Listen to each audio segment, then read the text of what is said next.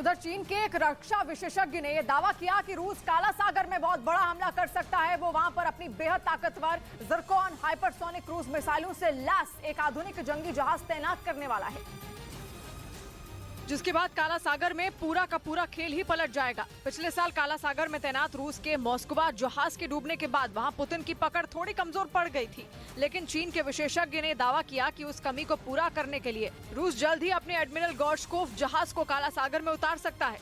अपने इसी जंगी जहाज के साथ रूस ने चीन और दक्षिण अफ्रीका के साथ हाल ही में हिंद महासागर में ज्वाइंट मिलिट्री एक्सरसाइज की थी। चीन के विशेषज्ञ का कहना है कि उस ड्रिल के जरिए रूस अपने जहाज की ताकत को टेस्ट कर रहा था और अब जल्द ही वो एडमिरल गोर्शकोव के जरिए काला सागर में पश्चिमी देशों के एयर डिफेंस सिस्टमों को निशाना बनाएगा। इधर महाराष्ट्र में उद्धव ठाकरे गुट के सांसद संजय राउत के विवादास्पद बयान पर बवाल खड़ा हो गया। बीजेपी ने विधानसभा में उनके खिलाफ विशेषाधिकार हनन प्रस्ताव भी लाया, क्योंकि संजय राउत ने राज्य के कोल्हापुर में एकनाथ शिंदे गुट को फर्जी बताते हुए उन पर विवादास्पद बयान दे दिया। चोर मंडल विधिमंडल नहीं, चोर मंडल है। उनके इस बयान पर विधानसभा में जमकर हंगामा हुआ। वहीं बीजेपी ने संजय राउत पर कार्रवाई की मांग की। तो संजय राउत के ऊपर कार्रवाई की आवश्यकता है, यह मांग हमने की। महाराष्ट्र विधानसभा अध्यक्ष अगले 2 दिनों तक इस बयान की जांच करेंगे और 8 मार्च को फैसला सुनाएंगे। इस बीच प्रधानमंत्री नरेंद्र मोदी के नेतृत्व में होने वाली G20 बैठक में रूस और यूक्रेन के बीच छिड़ी जंग का समाधान निकालने पर जोर होगा। 2 मार्च यानी कि कल से दिल्ली में G20 के विदेश मंत्रियों की बैठक शुरू होगी, जिसमें रूस और यूक्रेन के बीच पिछले 1 साल से चल रही जंग का समाधान निकालने पर जोर दिया जाएगा।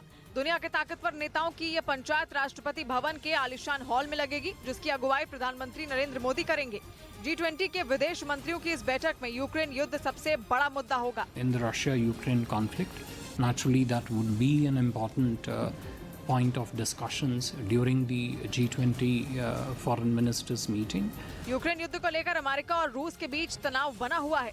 अमेरिका के साथ पश्चिमी देश खड़े हैं, जबकि रूस के साथ चीन और ईरान जैसे देश हैं। लेकिन जंग छिड़ने के बाद ये पहली बार है जब भारत में हो रही G20 समिट में अमेरिका और रूस के विदेश मंत्री आमने सामने होंगे और माना जा रहा है कि भारत की अध्यक्षता में हो रही इस समिट से ही युद्ध के बीच शांति की कोई राह निकलेगी।